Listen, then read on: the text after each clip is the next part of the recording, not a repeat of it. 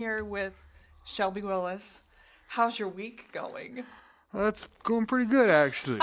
Going very well. Is it going the way you expected? No, this is kind of a shock to me, but I appreciate But every it's a bit good of it. It's a shock, good right? shock. Yes, it is. Okay, so tell me what happened Saturday morning. Well, of course, that night before, the day before, I went to the Quick Trip there on East Grand and purchased my Lucky for Life with my Mega Millions tickets, and then I get up as I do every morning after I've played, and I called the lottery hotline, and as I'm looking and reading my numbers on my ticket, the numbers kept coming out. I was like, "Yep, that's the 2, that's the 7." And at first, when I first read it, I thought the 19 was the 16, so I had to reread the ticket again to make sure that I was looking at it right, and sure enough, there it was, all 5 numbers and the lucky ball. So I said, okay, great. I ran down the street to the Quick Trip where I purchased the ticket, and the clerk, she was kind enough to, scan the ticket Yeah. for me, and then she looked like her face fell off. She was like, "Oh my God, you won the lottery." Then of course she called the manager, and the manager came and scanned the ticket and printed me out Claim a form. claim form. Yeah. I filled out the claim form, and then the manager wrote down the address for this place for lottery headquarters, and told me I wouldn't be able to do it Monday, but because of the holiday. But Tuesday mornings, he said, go there. They open at 8 o'clock. Go there at 8 o'clock and turn in your ticket. Make sure you sign your ticket, and turn it in, And don't let anything happen to that don't let ticket. anything happen to that ticket. So of course I took the ticket right away and stuck it in my mother's Bible, where I knew it'd be safe, and I knew where it was. So, and I just sat there and kept looking at the clock, waiting for Tuesday Because morning that to was come. Saturday. That was Saturday. all that happened. That all that happened. Yep. So then you had the whole weekend. So I had the whole weekend to stew, and of course I called my uncle and called another family member, and then my daughter, I called her. Of course she went nuts. She says, "Oh, my dad is rich. My dad is rich." So, and I think the unusual thing that you have shared with us is that your family members believed you. So many winners say nobody believed them, Right. Well, they knew I wasn't kidding around. When I told them, I said, of course I started the conversation with, "You're not gonna friggin' believe this, but I hit the lottery last night. I hit the Lucky for Life, $1,000 a day for the rest of my life." I didn't know about the other options that I had, but I just knew the 1,000 a day. So I told them, and they said, "Wow, okay. Just don't do anything stupid with it.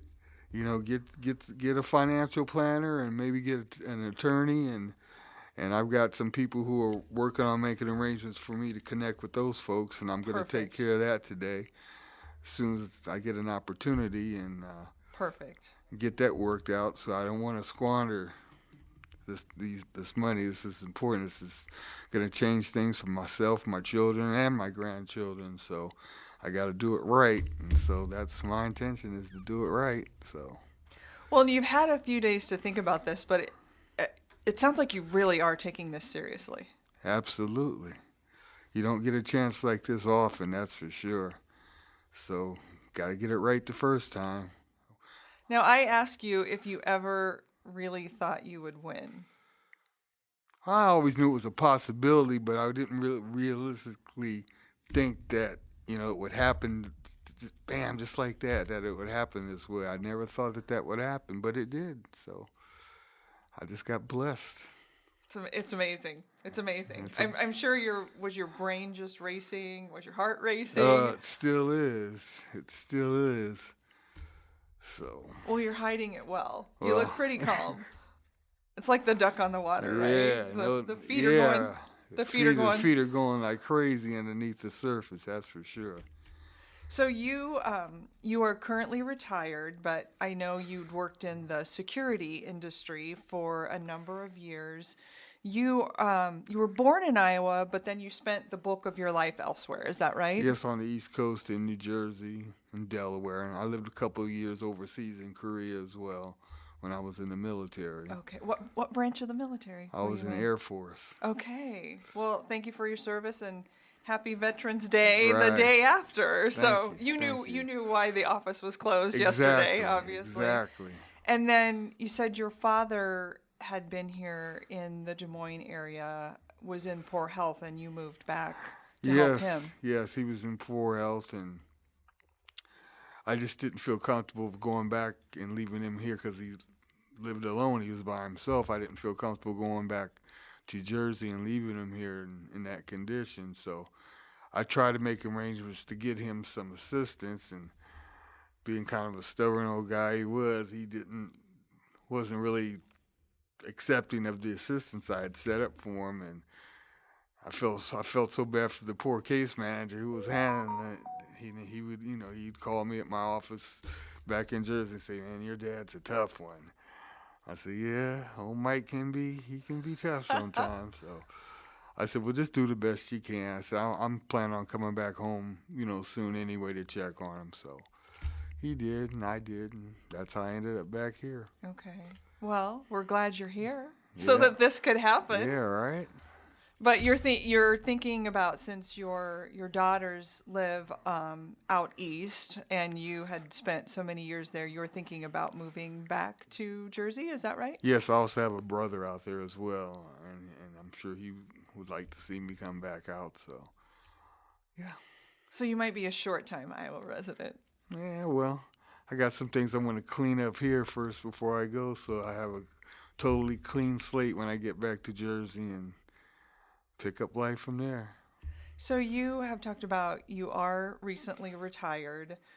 What does this mean for you in retirement? Well, I can relax a little bit now. I don't have to be so concerned with finances, and I'll be able to afford a few little trinkets here and there for myself and my grandkids. Maybe go on a cruise or something. I've never done that. I'd like to do that. So, And you're planning to buy a house in New Jersey, is that right? yes, Oh my gosh. absolutely. You get a house, a nice condo or townhouse, something where I don't have to shovel snow or cut grass. I think everybody understands that part Yeah. of it. Yeah, I'm getting a little long in the tooth for that kind of stuff. So Shelby, I haven't asked, how old of a person are you? I'm 64. You're 64. I'll be Okay. 65 in January. Oh my gosh. Well, happy early birthday. Thank you. So when you were at the store, like, what were the folks there doing when you checked the ticket? Well, like I said, the first young lady who actually scanned the ticket initially for me looked like her face literally fell off. Her jaw dropped, and then she got just the biggest smile on her face, and she called her manager down, and the manager came and scanned it, and then she's like, kind of fell back like, "Oh my God, you won! You're the winner! You won the big prize!" I said, "Yeah, I know."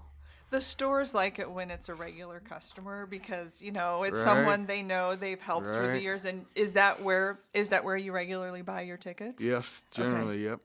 Okay. It's amazing. Yeah, it is amazing. I still can't believe it, but it happened.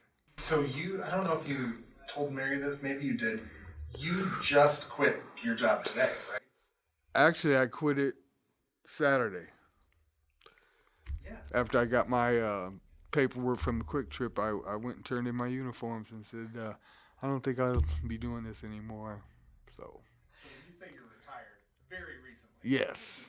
As in 3 days ago, retired. Like it's instant retirement, if you want to call it that. So. But I think so many people dream about that. Like, this just has created opportunities for you. Absolutely, absolutely. And I've asked you if you have any Mad Money purchases in mind, but you said no. Not really. Maybe go on a cruise, get some Yankee tickets when I get back. Definitely going to do that. Oh, now we're gonna get haters who don't like the Yeah. Yankees. Yeah, so what?